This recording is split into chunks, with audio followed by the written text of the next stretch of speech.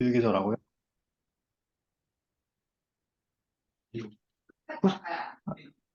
녹음이요? 대구 잘 들리나요? 네. 앞전에 그 한대열 팀장님이 165쪽까지 한 걸로 알고 있고요. 그리고 제가, 원래는 이게 순서가, 제가 뒤에가 자녀보험이고, 아니, 잠시만요. 앞에가 자녀보험이고, 뒤에가 이제 수술비인데, 순서를 좀 바꿔서 수술비부터 할게요. 쪽수가 수술비가 앞이니까는, 앞에서부터 할게요. 부장님이 또 그렇게 하셨거든요. 수술비 앞전에 교육을 좀 들으셨겠지만은, 내용을 보면 정말 어려워 보여요. 잊지 마세요. 그러니까 이게 내용이 뭐 수술 방법이라든지 뭐 이런 것까지 솔직히 저희가 알 필요는 없거든요. 우리가 뭐 어떤 지금 경력자분들도 이걸 다 아시는 분들은 없죠. 왜냐면 의사도 아니고 뭐 간호사도 아니고. 근데 이제 우리가 중요한 거는 이 진단에 해당이 되고 수술을 직접적으로 했을 때 이 담보를 꼭 챙겨줘야 되는 거예요. 근데 이제 이거를 누락하게 되면 과소가 되는 거고, 근데 만약 이 담보를 주면 안 되는 건데 주면은 과다가 되는 거죠. 그러니까 이거를 그러니까 수술을 하면은 어느 정도 비용이 나오잖아요. 보통 이제 입원해서 수술을 하다 보니까는 입원 만약에 들어오고 금액이 좀 어느 정도 큰 거다 싶으면은 원래 항상 진단서는 봐야겠지만 진단서에 원래 수술명이 들어가 있는 경우가 많이 있어요. 근데 이제 그런 거 없이 세부내역서에 있는 경우도 있고. 그러니까 어차피 심사하면서 보게 될 거지만은 만약에 수술을 했다 그러면은 계약 장표 이제 임익한 계약 장표에 어떤 담보가 있는지 쭉 한번 보셔야 돼요. 처음에는 너무 빨리 할 생각을 안 하시는 게 좋을 거예요. 제가 저번에도 밥 먹으면서 얘기했지만은 알아야지 이제 점점 속도가 빨라지거든요. 모르면은 어쨌든 계속 모르면은 누구한테 계속 시간이 이제 지나갔는데도 계속 물어볼 수는 없어요. 옆에 있는 사람들 다 바빠요. 다들 힘들게 일하고 있어가지고 일단은 그 부분은 수술비 하면서 먼저 알고 계시면 되실 것 같아요. 수술비를 잘 챙겨줘야 되는데 이게 직접적인 수술이 맞는지 해당이 되는 건지 이런 거는 또 의료자문을 저희가 항상 거쳐요. 그러니까 거기서 해당이 된다 하면 주면 되는 거고 해당이 안 된다 하면 안 주면 되는 거예요. 근데 이제 엑셀이 하나 있거든요. 수술비 엑셀. 좀 이따 제가 보여드릴 건데 그 엑셀에 다 부책하는 수술명, 면책하는 수술명이 다 적어져 있어요. 그러니까 내가 만약에 세부내역서를 보고 뭐 수술명이 나와 있을 거 아니에요? 그러면 그 명을 엑셀에다 검색을 해서 그러면 부착하는 수술이면 거기 엑셀에 있는 것들은 부착하는 수술이라고 하면 주면 됩니다. 따로 의료전문 거칠 필요가 없어요. 근데 만약에 거기에 없어, 애매해. 그럼 의료자문 맡기면은 다 반나절 안에는 다 회신이 와요. 그럼 그거 보고 이제 결정하면 되고 만약에 부족한 서류 있으면 거기서 뭐 수술 기록지라든지 이런 걸 더 이 사람이 자꾸 웃어가지고 네, 그러니까 어쨌든 그렇게 하시면 됩니다. 166쪽부터 할게요. 유방 관련 특정 질환 수술비. 유방 수술을 좀 많이 하거든요. 자주 있는 수술이긴 해요. 유방 쪽으로 뭐 종양이라든지 양성 종양이라든지 이런 게 좀 많이 있는 편인데, 그래서 유방 쪽으로 아까 말씀드렸다시피 만약에 수술을 했다 그러면은 계약 장표를 보고 만약에 유방 관련 특정 질환 수술비 이게 있다 그러면은 이제 약관 한번 들어가 보셔야 돼요. 항상. 우리가 뒤에 보시면은 진단 코드라든지 뭐 수술 수가 코드라든지 이런 게 다 나와 있잖아요. 이게 다 약관에 나와 있는 거거든요. 근데 우리가 이거 다 외울 수는 없어요. 수가 코드를 진단 코드가 뭐가 유방 코드인지 이런 걸 저희가 다 외울 수는 없어요.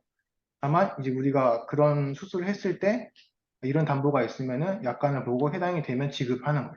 근데 만약에 찾아보지도 않고 자동으로 안 잡히는 수술이거든요. 그렇기 때문에 만약에 이걸 누락하고 그냥 의료비만 지급했다 그러면 이거 누락되는 거예요. 그냥. 그럼 가소에 걸리는 거예요. 그러니까 수술비를 제가 이거 비교할 게 솔직히 딱히 없어요. 왜냐면은 왜냐면 내가 지금 방금 말한 것처럼 해당되는 그런 수술을 했으면은 계약 상표 보고 이게 왠지 해당될 수도 있겠다 하는 거를 내가 약간 들어가서 보고 해당이 되면 찾아서 지급 처리하면 되는 거예요. 근데 이제 그걸 안 할 시에는 이제 좀 누락이 되는 그 부분이 제일 중요한 지금 말이거든요. 수술비에서. 나머지는 제가 교육학은 솔직히 뭐 이런 담보가 있다, 이런 담보가 있다, 이런 담보가 이렇게밖에 제가 설명을 못 드리는데, 일단은 유방 관련 특정 질환 수술비는 또 이게 세 가지가 있어요. 여성 특정 유방 질환 수술비, 그리고 여성 유방 완전 절제, 그리고 부분 절제 이렇게가 있거든요. 근데 이제 보통은 유방암이라든지 제자리암 같은 경우에는 이제 유방 완전 절제, 부분 절제를 해요. 근데 그런 경우는 이제 이런 담보들이 가야 되는 거고.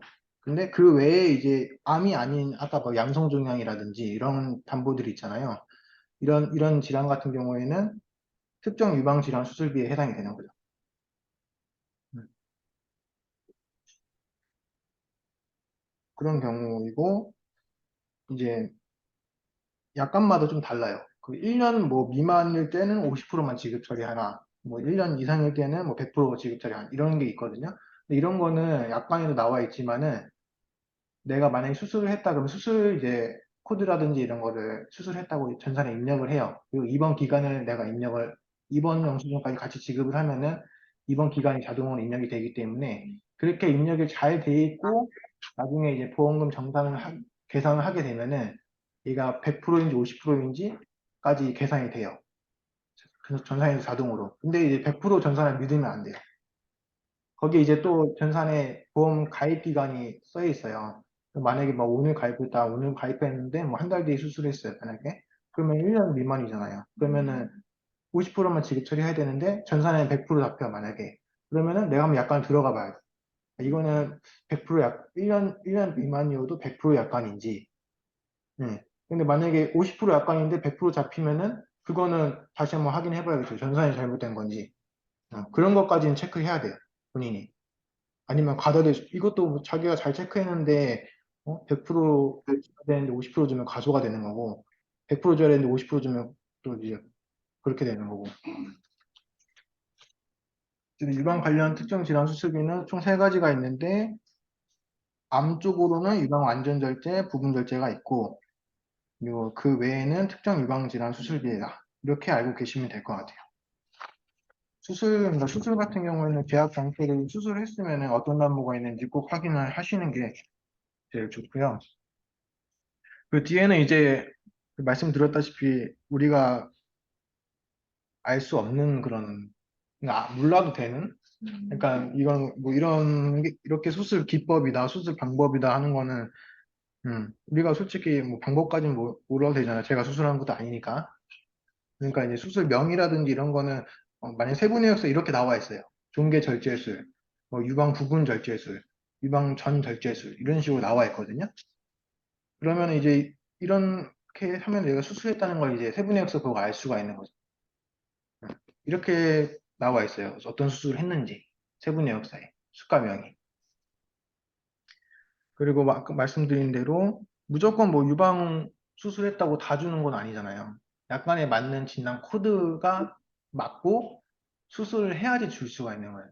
예를 들어서 밑에 그 별표 치고 유방의 비대, 제이뎀의 유의라고 돼 있잖아요. N62 코드면은 지급 처리할 수 없는다는 거예요. 그러니까. 이런 식으로 만약 수술을 했다고 해서 다 지급 처리하는 것도 아니고 내가 약관을 보고 이걸 만약에 진단서에 이런 진단이 있어요. 그리고 수술했어. 그럼 주면 돼. 만약에 이제 해당이 되면은. 근데 만약에 안 되는데 수술했다고 그냥 지급 처리하면 과다 지급되는 거예요. 그러니까 항상 수술비는 이것도 어쨌든 지금 처음에서 그렇지 계속 하다 보면 어차피 똑같은 업무거든요. 수술비도. 우리가 한 사람 것만 처리하는 게 아니라 이제 여러 사람 거 처리하잖아요. 그러면 오늘 지급 처리한 게 또 내일 또 다른 사람 것도 들어올 수도 있고 그렇게 하다 보니까는 하다 보면은 좀 이제 알아요. 근데 처음에는 약간 보는 습관이라든지 이런 게 중요하다는 거죠. 잘 모르니까. 네. 지금도 경력자들도 제가 실무할 때도 수술비 같은 경우는 항상 봤어요. 약관을. 왜냐면 금액도 작은 건 아니죠. 뭐, 최소 뭐 50만 원, 100만 원, 이렇게 어느 정도 되다 보니까는 잘못 지급하면 50만 원 가다 대고 이렇게 되는 거예요. 그러니까 한번 체크를 더 하는 거죠. 그러니까 약관을 좀 많이 보는 습관이 있으면 좋겠습니다. 그래도 뭐 수술 분류표 이런 거 혹시 알 필요 없어요. 그런 건 있어요. 지금 이게 유방 전 이게 지금 완전 절제술이랑 부분 절제술을 나눠져 있잖아요. 암 같은 경우에는. 근데 이거 내가 아무리 봐도 모르겠어. 세부 내역서 봐도 이게 솔직히 뭐 완전 절제인지 부분 절제인지 모르겠어. 그러면 의료심사 맡겨가지고 예, 이게 지금 이 사람이 암 진단을 받았고 음, 유방 완전 절제술, 부분 절제술에 해당하는지 검토 부탁드립니다 하면은 그 사람이 뭐 부합하다, 진단에 부합하고 뭐 유방 완전 절제술에 속한다 이렇게까지 알려줘요. 그럼 우리는 그렇게 담보를 잡고 지급 처리하면 돼요. 아까 제가 그 엑셀 보여주려고 하는 게 수술비 엑셀이거든요. 그 엑셀이 이제 되는 거랑 안 되는 거 다 나와 있어요. 근데 이게 유방 절제술도 제가 나와 있는 걸로 알고 있는데 그래도 모르겠다 그러면 의심사 맡기면은 알려줘요. 이 수술비 엑셀 시트에 있는 건데 그래도 뭐 부합한 의견이다 이런 식으로까지 이제 얘기를 해주거든요. 여기 있어도. 그러니까 수술비는 이왕이면은 의료 자문을 좀 많이 거쳐보는 게 처음에는 많이 도움이 될 거예요. 그리고 169쪽 부인과 특정질환 수술비는 이것도 유방 그쪽이랑 똑같아요. 부인과 관련 특정질환 수술비도 두 가지로 나눠져 있는데 여성 특정 부인과 질환 수술비, 여성 자궁 적출 수술비 이렇게 있거든요. 그 여성 자궁 적출 수술비는 암 쪽, 아까 말한 대로 암 쪽으로 이제 적출해서 하는 경우 이제 지급처리 가능한 거고 그 외에 이제 특정 부인과 질환 수술비가 있는데 은근 많아요. 이게 특정 부위과는 뭐 폴립 제거라든지 뭐 여성분들 폴립 제거라든지 뭐 대장 폴립이랑 비슷하게 이제 여성도 이제 그런 폴립 같은 거 많이 떼더라고요 보니까 그러면 이제 해당되는 게 많더라고요. 옆에 보시면은 진단 코드 나와 있잖아요. 엄청 많죠. 그러니까 이것도 만약에 이 사람이 부인과 질환으로 이제 만약에 수술까지 했어요. 그러면은 이 진단 코드도 항상 확인해야 돼요. 진단 코드가 틀릴 수도 있어요. 여기 있는 게 없을 수도 있어. 여기 있는 게 그러니까 있는 것만 지급 처리해야 되는데 없는데 뭐 수술까지 했어. 그러면 지급 처리 못 하는 거죠. 진단 코드가 안 맞으니까. 근데 우리는 진단 코드가 무조건 맞아야 되고 그거에 대한 수술을 했어야 되는 거예요. 진단 코드가 무조건 맞아야 된다. 그걸 알고 계시면 되실 것 같고. 이건 여성 특정 그냥 부인과 질환 수술비는 그냥 100%짜리 상품이니까는 뭐 1년 미만 이런 건 없어요. 근데 이제 그 암 쪽으로 이제 적출 수술비 아까 그 유방 완전 부분이랑 똑같이 이것도 이제 가입 1년 미만, 1년 이상 이런 게 있고 이런 거는 전산 너무 금액에 딱 맞춰서 나오는 걸 믿지 말고 한번 약간은 보시라. 예, 그게 좋을 거야. 그러니까 질환, 뭐 분리표 이게 많은데 이게 다 외울 수는 없죠. 외우는 사람 한 명도 없어요. 다만 이제 그렇게 해서 지급 처리하는 거예요. 그 수술비 수술했으면은 수술비 계약장표에 이 담보가 있구나. 내가 한번 검토해 봐야지 하고 약관을 보고 해당되면은 줘야 되는 거예요. 네, 뒤에 180쪽도 마찬가지로 뭐 알 필요는 외울 필요는 없습니다. 이런 게 있다. 그냥 이렇게만 알고 계시면 될 것 같아요. 수술비는 보통 대부분 의료 자문을 거치기 때문에 모르면 의료 자문 거치면 돼요. 만약에 그 엑셀 시트에 없으면 의료 자문 거치면 돼요. 예, 그러면 다 알려줘요. 네, 똑같은 말을 몇 번 반복을 할 수가 있어요. 근데 그거는 계속 수술만 나오기 때문에 제가 똑같은 말을 할 수밖에 없어요. 이해를 좀 해주세요. 그리고 조혈 모세포 이식 수술비는 이게 백혈병일 때 이제 이 수술을 해요. 이제 이거 안 하면 이제 보통 뭐 죽거나 뭐 그러잖아요. 이 수술비는 많진 않아요. 백혈병 자체가 어쨌든 많은 그런 게 아니고 우리 또 법인은 그렇게 막 고액을 엄청 다루진 않거든요. 그렇기 때문에 처음부터 만약에 암으로 들어오는 거는 우리한테 배당이 안 될 확률, 옛날에는 다 배당이 엄청 많이 됐는데 조금 개선이 됐어요. 그거는. 근데 이제 우리가 처음에 이제 통원 치료를 먼저 하잖아요. 처음부터 암이라고 확정되진 않잖아요. 통원 치료하고 뭐 상급병원 가보라 해서 가고 그냥 하니까 이제 마지막으로 최종적으로 진단이 나오는 거거든요. 근데 우리가 통원 치료를 이제 청구한 거를 이제 먼저 지급 처리를 하다 보니까는 추가권으로 이제 들어온 거예요. 수학금 같은 건 저희가 이제 저희가 배당이 그냥 그대로 떨어지기 때문에 그러면 이제 이런 경우에 이제 뭐 진단비라든지 암 수술비라든지 뭐 질병 뭐 이통원 수술비 있으면 그것도 다 그러니까 암이면은 검토할 담보들이 엄청 많아요.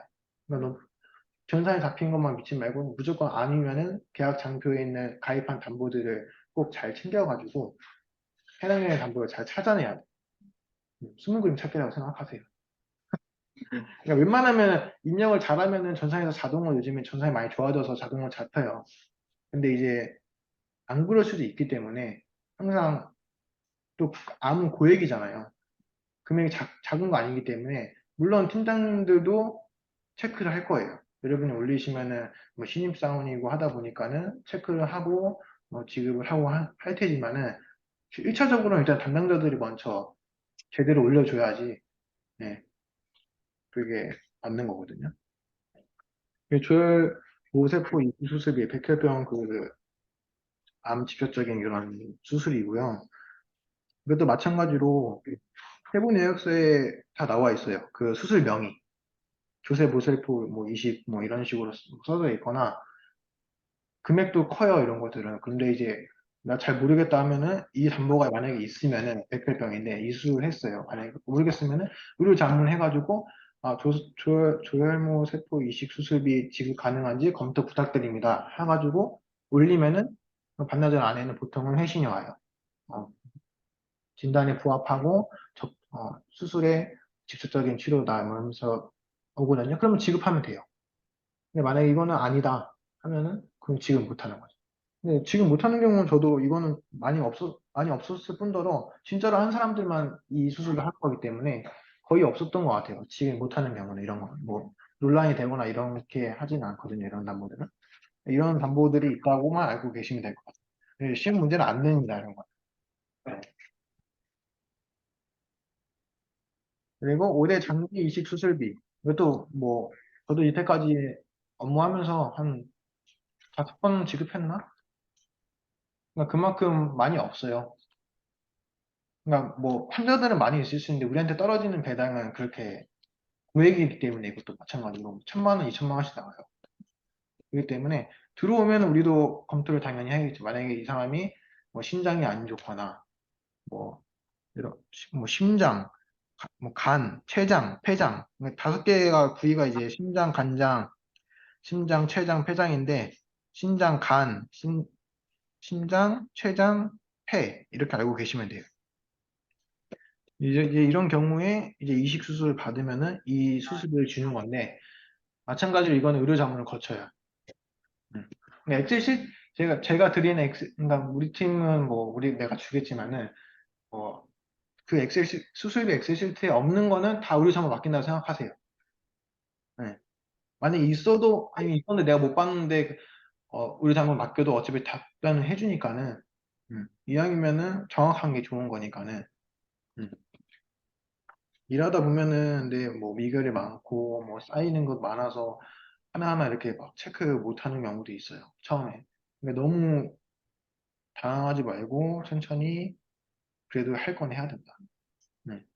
그렇다고 안 하고 그냥 아니, 지급해야지 그냥 올려버리면 안 되는 거예요. 확실하게 돼야지 지급 처리해야 되는 거예요. 네. 그리고 말기 질환 중대 수술 치료비 이런 담보 그러니까 담보도 진짜 많죠. 수술비가 담보 진짜 많아요. 근데 저도 이거 한 번도 지급 처리한 적이 없습니다. 그리고 옛날 계약 같은 80세, 80평생, 누구나 건강하게 뭐 이런 좀 오래된 계약들이 있어요. 그런 담보들이 이제 들어오면은 그리고 수술을 했으면은 한번 그래도 어떤 담보가 있는지는 봐야죠. 만약에 해당이 될 것 같으면은 의료 자문 맡겨보는 거예요. 네. 말기 질환 중대 수술 치료비 보통 이제 말기 신부전증, 말기관 뭐 질환, 뭐 폐질환, 간질환 그리고 중대한 뭐 빈혈, 그 재생불량성 빈혈, 그 수혈에 의한 HIV, 이게 에이즈거든요. 근데 에이즈는 원래 약간은 보상이 안 돼요. 근데 이제 수혈에 의한 약간 원래 안 걸린 상태에서 근데 수혈 때문에 갑자기 뭐 걸리는 경우 있잖아요. 그런 건 이제 질병 목적으로 주는, 의료비도 그런 경우에는 주기도 하거든요.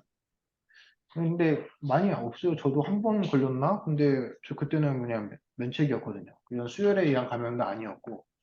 네. 근데 이제 그런 사례는 알고는 있어야, 이런 사례가 혹시라도 있으면은 검토는 해봐야 되니까 알고 계시면 되실 것 같고. 네. 넘어갈게요. 이거는 어쨌든 이런 담보 있고, 만약에 말기 뭐, 무슨 말기 환자다 하면은 한번 검토해 보시면은. 되고 잘 들리나요? 네. 이게 좀 화상이라서 잘 되는지 모르겠어요.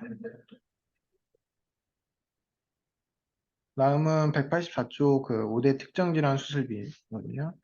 이거는 종종 있어요. 네, 종종 있는 거예요. 이제 그 옆에 구분이라고 해가지고 B번에 뭐 위 12장 개양 수술비, 결핵 수술비, 신부전 수술, 그다음에 갑상선 질환 수술, 녹내장 수술, 신부전이랑 뭐 갑상선, 녹내장 이거는 그래도 어느 정도 조금 빈번하게 하는 그런 수술이긴 해요. 그렇기 때문에 만약에 이런 해당 질환에, 그러니까 약관에는 약간의 그 계약 장표에는 5대 뭐 특정 질환 수술비 해가지고 나눠져 있어요. 약간 녹내장 수술 시 이런 식으로 나눠져 있어요. 약간 그 계약 장표에는 담보들이 좀 쪼개져서 나눠져 있어요. 근데 만약에 내가 이 사람이 녹내장인데 수술을 했어. 근데 녹내장 수술비가 있네. 그러면은 그 수술비는 한번 검토를 해야 되는 거죠. 네. 그런 식으로 이제 뭐 5대 특정 질환 수술비, 뭐 115대, 뭐 17대 질환 수술비 이런 게 다 있거든요. 거기에도 이제 17대 질환 수술비 이런 거는 약간 봐야 돼요. 115대 수술비 이런 거는. 이렇게 뭐 녹내장 수술비 뭐 이런 식으로 안 나와 있어요. 그렇기 때문에 그 17대 질환, 뭐 115대 뭐 이런 질환 수술비 같은 경우에는 약관을 보고 그 코드가 있는지 이런 거 봐야 돼요. 수술비는 약관을 보는 게 중요해요. 그러니까 코드가 맞는지 그게 제일 중요한 거죠. 코드에 안 맞으면은 아무리 수술했다고 해서 지급할 수가 없습니다. 코드에 맞는 것만 지급 처리하는 겁니다. 그리고 옆에는 뭐 5대 특정 질환 손사 기준이라고 나와 있는데 수술비가 여러 가지가 있잖아요. 근데 아마 암 수술비도 있고 5대 뭐 특정 질환 수술비도 있어요. 예를 들어서. 근데 만약에 이 사람이 갑상선 암이랑 그리고 갑상선 질환, 갑상선 암이랑 갑상선 질환은 또 코드가 완전히 다르거든요. 네. 암 코드랑 다르기 때문에. 근데 만약에 두 가지 코드가 다 있고, 그, 두 가지 코드에 대한 수술이, 이게 직접적인 수술이 만약에 맞으면은, 암에 대한 수술도 맞지만은, 만약에 이 5대 특정 질환 수술비에도 해당이 되는 그런 수술이면은, 두 개 다 지급을 한다 이거예요. 근데 만약에 두 개 다 있는데, 이거는 갑상선 암에 대한 것만 인정되는 수술이다 하면은, 두 개 지급하면 가다가 되겠죠. 네. 많이 있지는 않습니다. 사례가. 근데 그런 건 있어요. 갑자기 이게 생각나는데 갑상선 질환 수술비라고 있어요. 담보 중에. 근데 이 사람이 갑상선 암이야. 그래서 갑상선 암 수술을 했어요. 근데 이제 담당자들은 계약 장표를 보고 갑상선 질환 수술비라고 되어 있기 때문에 갑상선 암도 갑상선 질환에 속하는 줄 알고 갑상선 질환 수술비도 같이 지급 처리를 올려요. 네. 그러면 과다되는 거예요. 이게 그러니까 점산에서 자동으로 안 잡히면 상관없는데 자동으로 잡히는 사례가 말씀드리면은 1차에 이제 통원으로 갑상선 암 진단을 하기 전에 갑상선 질환으로 이제 청구를 해서 돈을 줬어요. 그러면 1차 이게 서열이라는 게 있거든요. 서열 1, 뭐 서열 2, 서열 3 이렇게 해가지고 추가권마다 이제 만약에 처음에는 내가 지급한 서열 1인데 내가 그 다음에 추가권이 들어왔어요. 그러면 서열 2가 되잖아요. 근데 서열 1에는 이미 갑상선 질환 코드가 입력이 되어 있는 거예요. 근데 서열 2는 이제 갑상선 암으로 확정이 돼서 갑상선 암 진단을 받았어요. 그러면은 이제 갑상선 암에 대한 것만 검토를 해야 되는데 서열 1번에 이제 갑상선 질환 코드가 잡혀져 있어서 이게 수술비 입력을 해서 이제 계산 때려서 자동으로 잡히는 담보를 했더니 갑상선 질환 수술비가 잡히는 거예요. 그러니까 이거 잘 봐요. 이건 진짜 중요한 거거든요. 만약에 1차에서 갑상선 질환 때문에 했는데 2차에서는 암인데 그 코드가 앞전에 입력이 되어 있기 때문에 자동으로 잡혀요. 이런 경우에는 만약에 이제 최종적으로 암 진단이 나왔으면은 팀장님한테 말씀드려서 서열 1번 진단 코드 갑상선 질환 있는 거 삭제 좀 해달라고 하세요. 그럼 삭제해줘요. 권한이 있어요, 팀장님들은. 그래서 그 삭제를 해주면은 다시 보험금 계산하고 담보 잡으면은 그 담보가 안 잡혀요. 그러니까 그 진단 코드가 들어가 있기 때문에 전산에서 자동으로 잡히는 거예요. 근데 중요한 거는 이번 추가권은 암인데, 암에 대한 수술인데 그게 같이 잡힌다는 게 문제인 거죠. 이걸 잘 걸러내야 되니까. 이런 사례가 종종 있습니다. 그래서 저도 몇 번 반려를 한 적이 있어요. 팀원들. 경영자인데도 불구하고 잡히는 대로 막 전산 믿고 지급하면 그래서 안 된다는 거예요. 네. 이쪽으로 지급 이런 경우. 질환에 대한 그 질환이 코드가 적혀 있고 지금 암을 지금 처리를 하는 거죠. 네. 그러면 만약에 그냥 그대로 만약에 했다 하면은 질환에 대한 금액이랑 같이 잡혀요.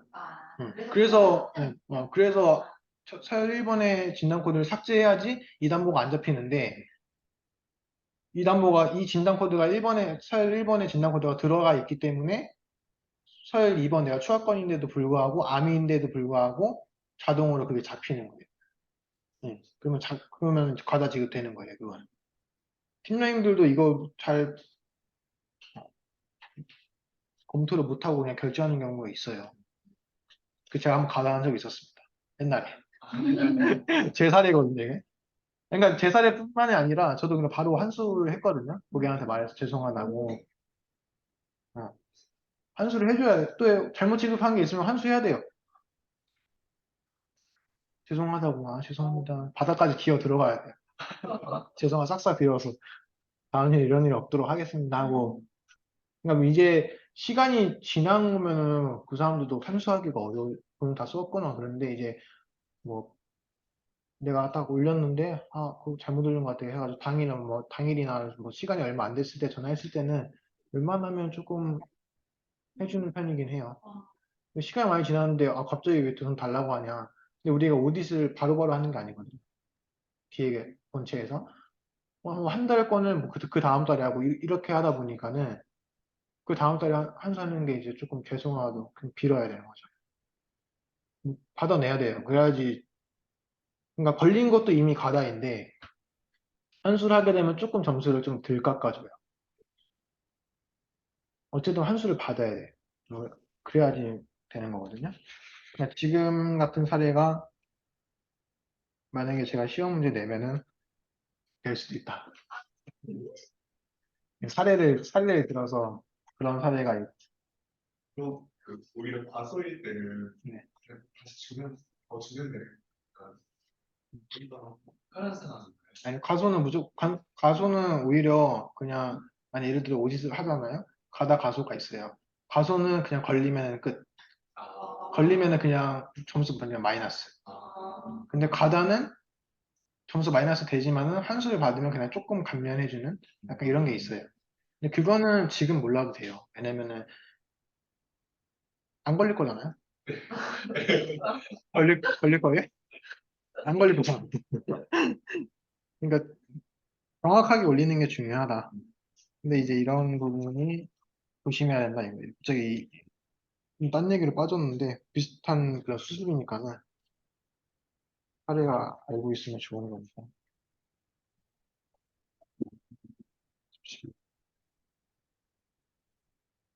centro에서 중고식으로 했을 때 돈 지급 지금 대구 질문 있나요?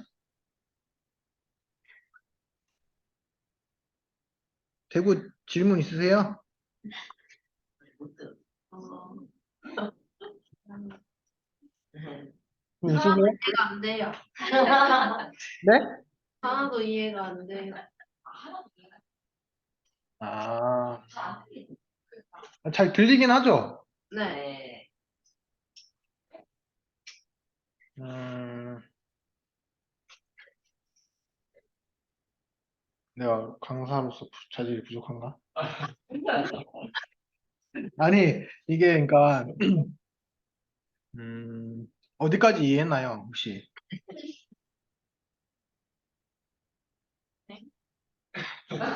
어디까지 이해를 혹시 했어요?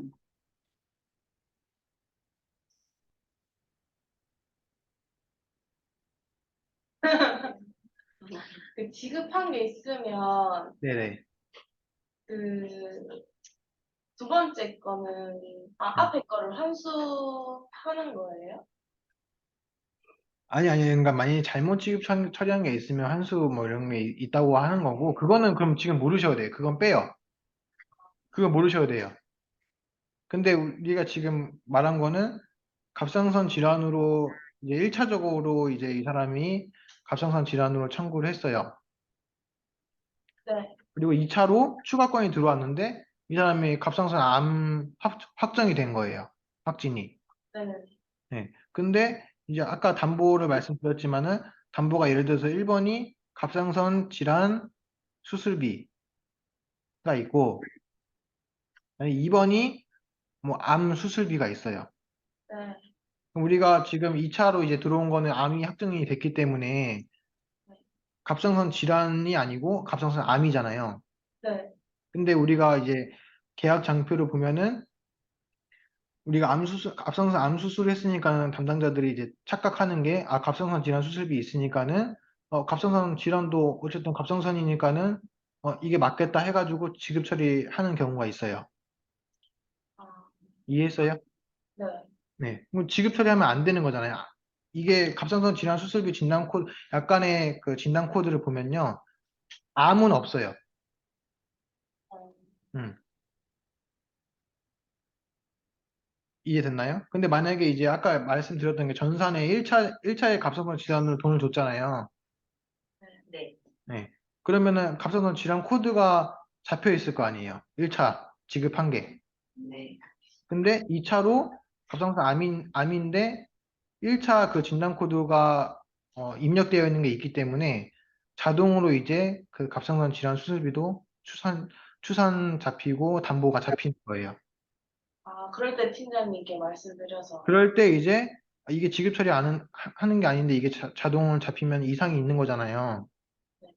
그 이상이 이제 1차에 그 갑상선 질환 코드가 잡혀져 있기 때문에 그 질환이 잡히는 거예요, 담보가. 그러면 그 1차에 잘못 입력되어 있는 거를 삭제시켜줘야겠죠.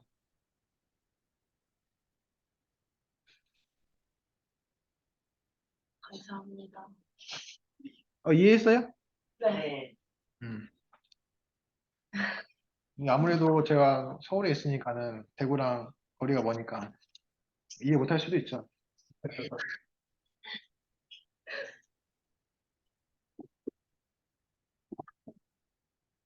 근데 이거 혹시 쉬는 시간은 혹시 어떻게 해요? 했어요? 지금까지? 자유롭게 하셨는지. 왜냐면 내가 11시 밥 먹기 전까지 계속 오전 교육이 다 있잖아요. 계속 쭉 하진 않아요. 중간에. 중간에 한번 응, 그러니까요. 내가 9시 50분에 시작했으니까는 10시 50분에 시작. 응. 그 다음 186조 4대 중증 질병 수술비. 이것도 많이 있습니다. 뇌질환, 이건 이렇게 알고 계시면 돼요.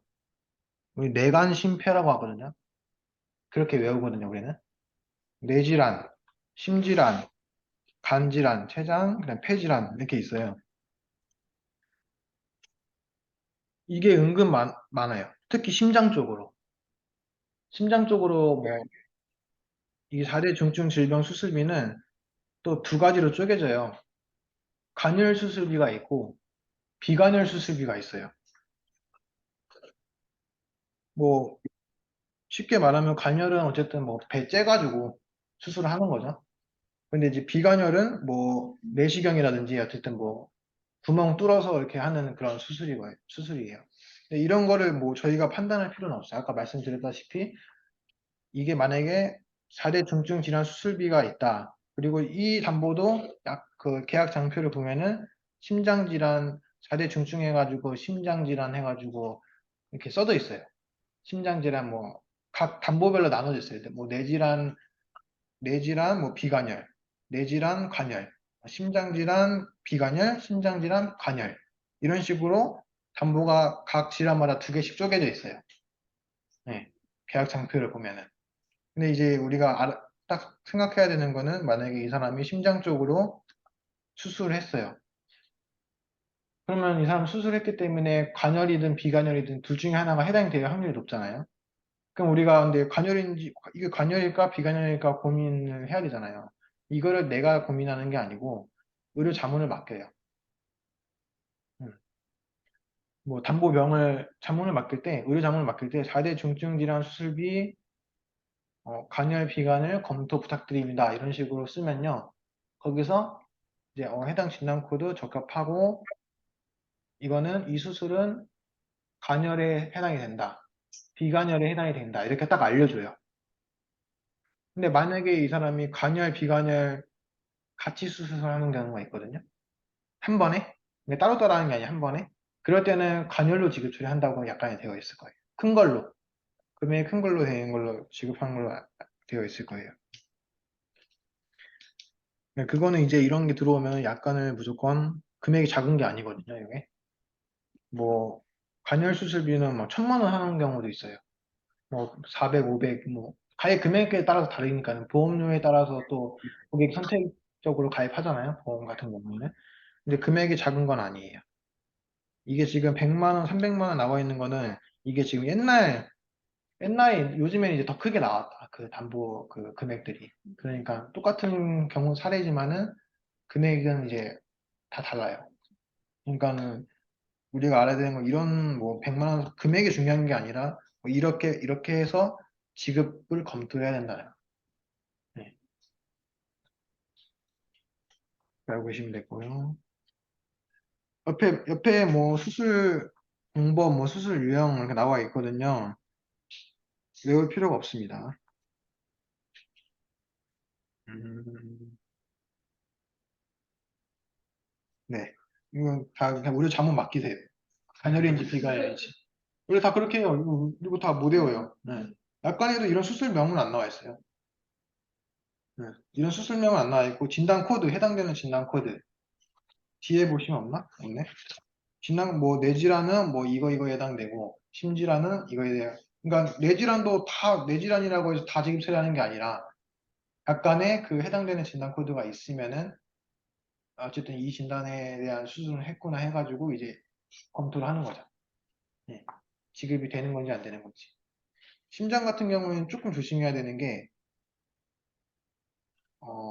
시술했다고 되어 있는데, 이게 검사용 시술이 있어요. 그러니까 이게 수술이 아닌 거죠.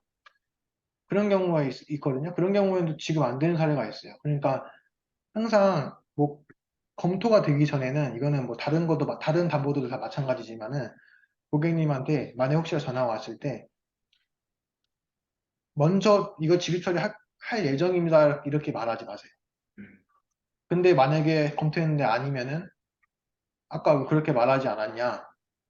그럼 그러면은 이제 분쟁이 생기는 거예요. 그러니까 확실한 게 아니면은 그렇게 확실하게 얘기할 필요는 없어요. 검토 중입니다. 검토 예정입니다. 뭐 검토 중인 뭐 특이사항이 있으면 알려드리겠습니다. 이런 식으로 해야 되는 거지. 확실하게 말하면 안 돼요. 뭐 이거 아니더라도 신입이니까 잘 모를 수 있잖아요.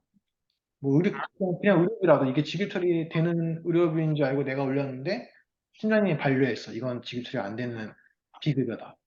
근데 이제 고객한테 먼저 이렇게 해서 이만큼 지급 처리 될 거예요 하고 안내를 해버리면은 고객은 갑자기 왜 말 바꾸냐 이렇게 나올 수가 있어요. 그러니까 그런 말은 조금 뭐 정말 자기가 생각해서 이게 맞다 하면은 그렇게 얘기해도 돼요. 근데 아닐 수 있는 지금 신입이니까 오히려 그런 게 더 정확하지 않을 수가 있잖아요. 내 생각이랑 당연히 다를 수가 있고. 예, 그러니까 그런 말은 혹시라도 만약에 고객 안내하게 되면은 좀 조심하는 게 좋아요. 굳이 그렇게 얘기할 필요가 없어요.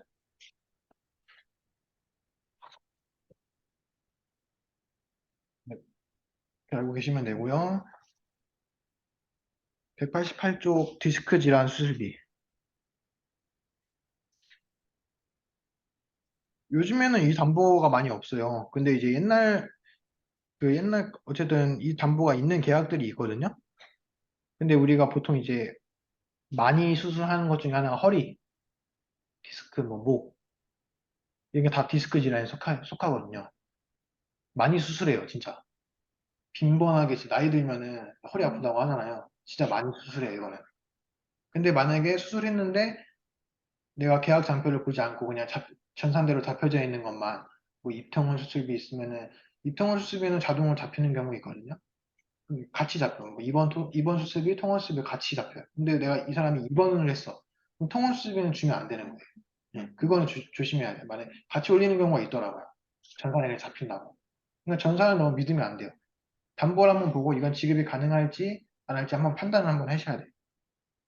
근데 어쨌든 디스크 질환 수술비라는 담보가 있는데 딱 담보 이름도 딱 이거예요.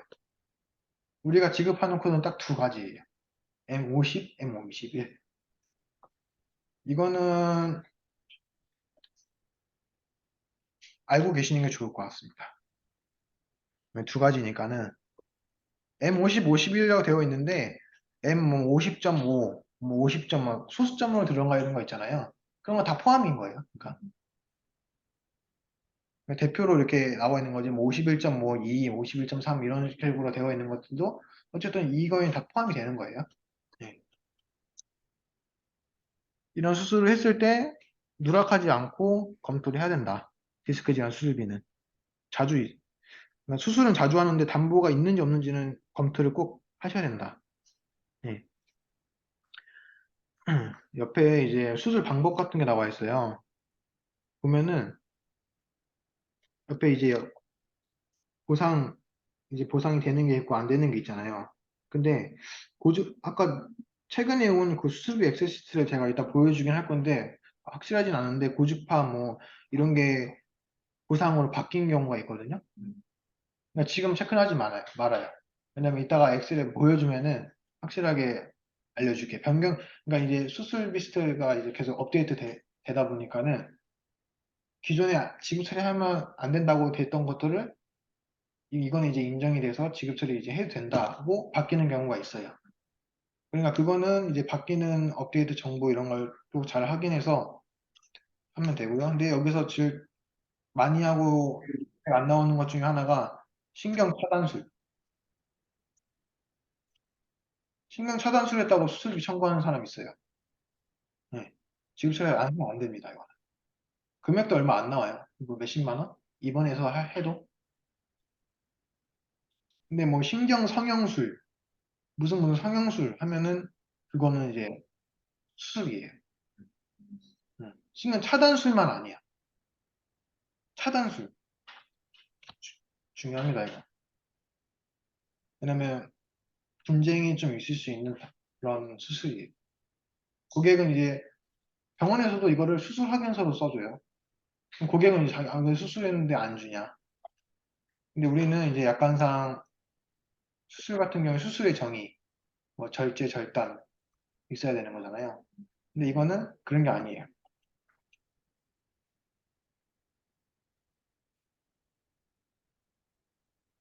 그리고 충수염 수술비. 이것도 많이 있습니다. 맹장이에요, 맹장. 맹장 터져서 이제 맹장 터지면 무조건 수술하잖아요. 많이 있어요. 근데 이제 이런 수술을 했을 때 이 충수염 수술비가 있으면은 지급 처리해야 되는 거죠. 자동으로 이런 거는 진단 코드가 들어가 있고 전산만 제대로 내가 수술 그 란이랑 진단 코드를 입력을 하게 되면은 자동으로 잡혀요. 이런 것들은. 그러니까 제대로 입력하면 요즘엔 전산이 너무 좋아졌기 때문에 자동으로 잘 잡혀요. 근데 이제 잘 잡히는 것 중에서 이게 진짜인지 아닌지는 검토를 해야 된다는 거죠. 네.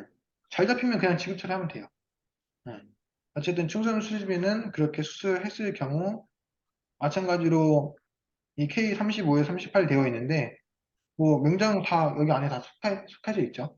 네. 근데도 내가 약간의 보고 진단 코드 맞고 이런 것까지는 체크를 하는 게 좋다. 아무리 자동으로 잡혀도 그래도 수술비니까는 한번 확인하는 게 좋아요.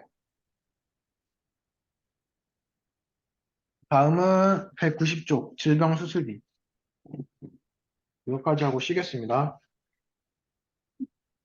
질병 통원 수술비는 그러니까 이게 옛날 담보에는 질병 수술비가 그냥 딱 이 글자, 이 질병 계약 장표 보면 질병 수술비, 그리고 상해 수술비 이런 식으로 가입되어 있는 것들이 있어요. 옛날 계약들이에요. 근데 이제 이런 계약들이 뭐 다른 수술비도 마찬가지지만은 어떤 담보든 보상하지 않는 손해가 있어요, 약간의.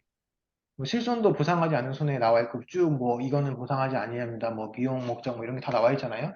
그런 것처럼 수술비도 이거는 보상하지 않는다고 약간의 나와 있어요. 그 중에 하나가 질병 수술비는 뭐 정신과 질환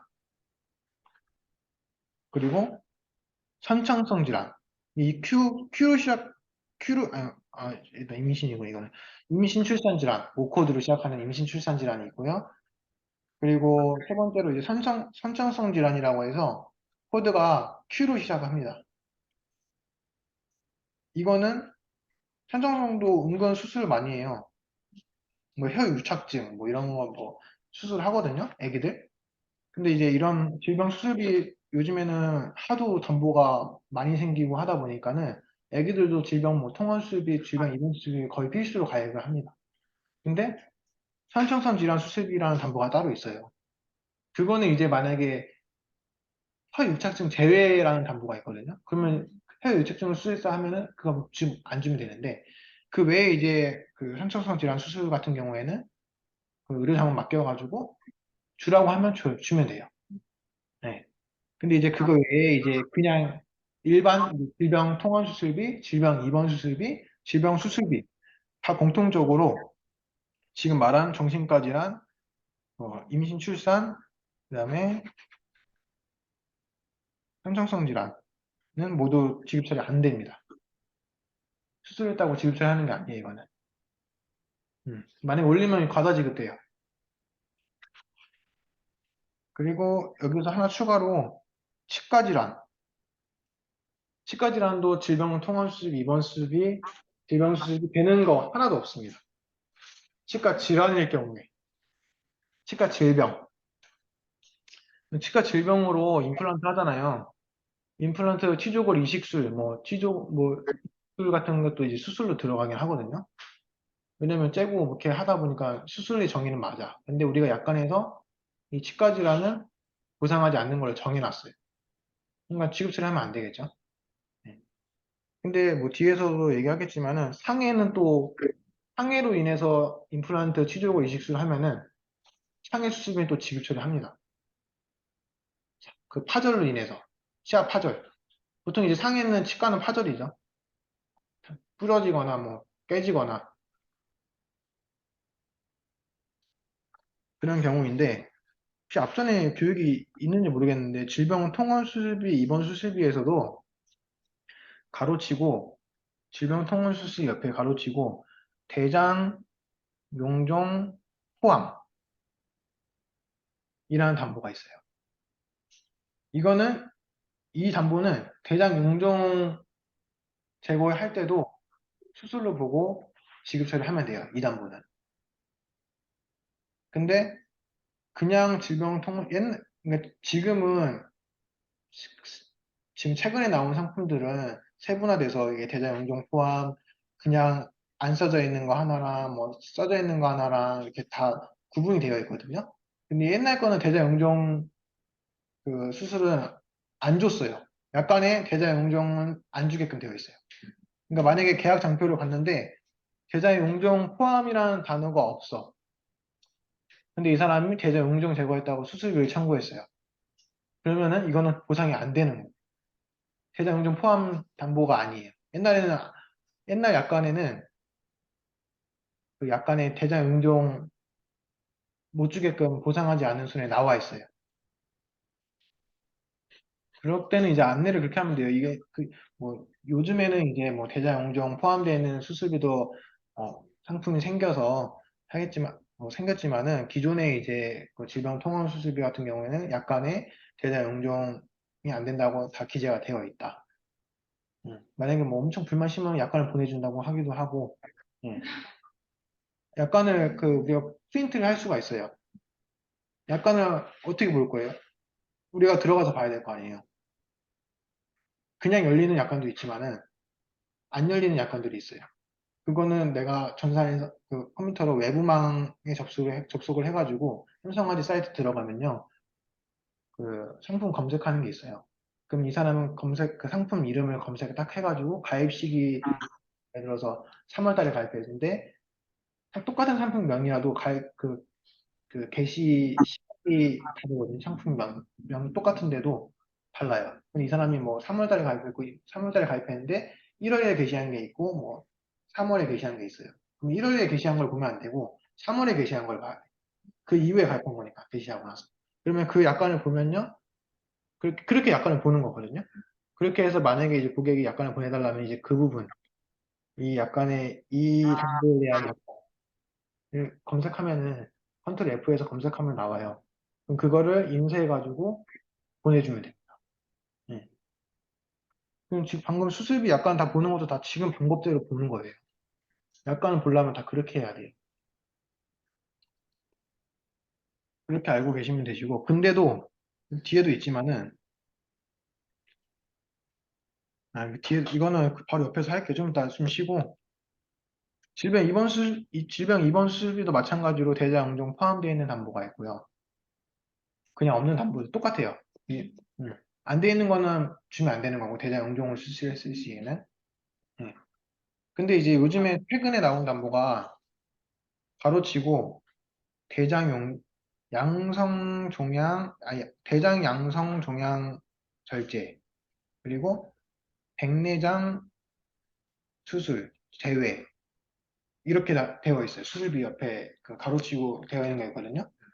그러면은 대장 용종에 대해서 지급 처리 안 되는 담보이고, 백내장 수술할 때도 안 되는 담보예요. 이거는. 그냥 대장 용종에 대한 싹 다 안 된다고 보시면 돼요.